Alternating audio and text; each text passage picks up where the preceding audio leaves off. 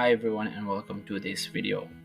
SQL Server is a relational database engine by Microsoft that has been supporting business applications from transaction processing to business intelligence and data analytics.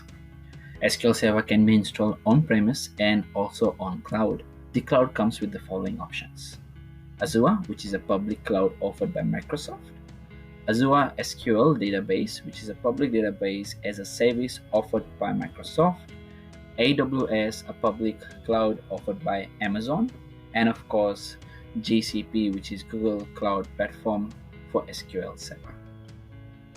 SQL Server is managed by a set of services which can be started, stopped, paused, or even disabled. Their two main services are the SQL Server, which is also known as Database Engine, and SQL Server Agent, which is used for scheduling and notification. What are the SQL versions? As with most Microsoft products, Microsoft provides mainstream support for a product for 5 years after its initial release. This means that for the first 5 years, you may see new small features or enhancements added to the product, along with any bug fixes and security patches.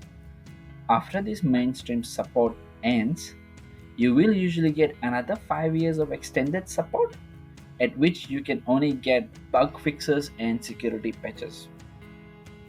The below table outlines these dates of the version releases of SQL Server since 2008. And if you can see, the table also shows you a column of mainstream support and also the end of extended support. SQL Server Editions. Microsoft offers different editions of SQL to suit different organizations depending on their business needs and size. You have a developer edition, which is a full-featured free edition used for development and test database in a non-production environment. The next edition is an Express edition, which is also a free edition and can be used in a production environment. However, it comes with a 10 GB of storage capacity with 1 GB RAM. Next edition is the Standard edition, which comes with limited features and limited configurable processor cores and memory size. And then we have the Evaluation edition, which is intended only for evaluation purposes for 180 days period and includes all the Enterprise edition features. And last but not least, you have the Enterprise edition, which is a full-featured edition. Microsoft's SQL Server Services. The following items are part of SQL Server Services. The first one is the SQL Relational Engine, which is also known as SQL Server Database Engine. The purpose of a relational engine is to store and manage SQL Server data, run real-time query processing, and secure data through security parameters. The next services is the SQL Server Agent. Its primary responsibility is scheduling jobs in order to execute a particular operation at specific points in time. SQL Server Agent also has the ability to notify operators based on specific errors, job failures, or business conditions. We also have SQL Server Integration Services, which is an engine used to perform data extraction, transformation, and loading of ETL for a data warehouse. SSIS is a separate installation on its own.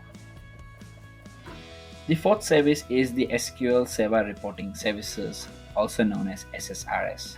It is a platform used to design and manage reports. SSRS is a separate installation on its own as well. The next one is the SQL Server Analysis Services, which is also known as SSAS. It is used to build, manage, analyze, aggregate, and roll up data for business intelligence. SSIS is a separate installation as well.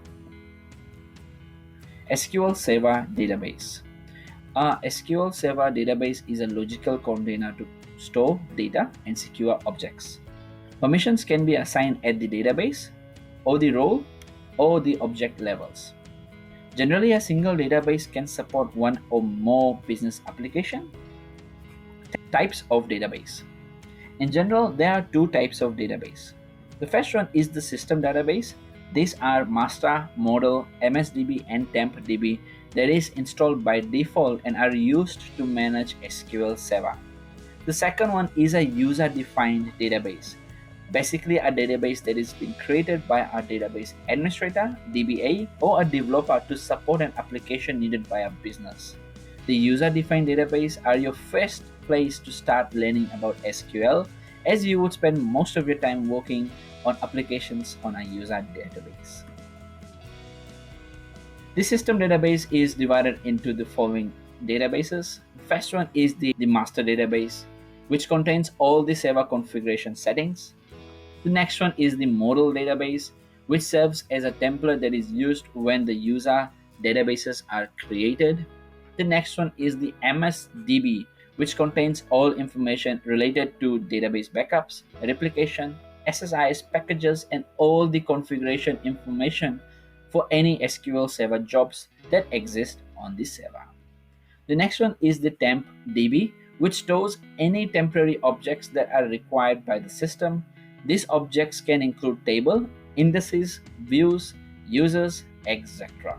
As you can see on the screenshot over here, which is taken from an SQL Server instance, you will see that by default, as you install a database, you will see a system database.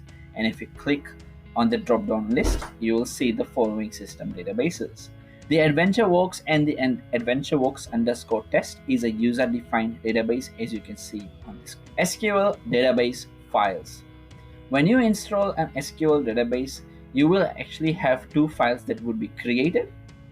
The first is the database file, which typically has an extension of MDF. All of the objects, that is tables, views, stored procedures, etc. associated with the databases are stored in this file. The second is the transactional log file, which typically has an extension of .ldf.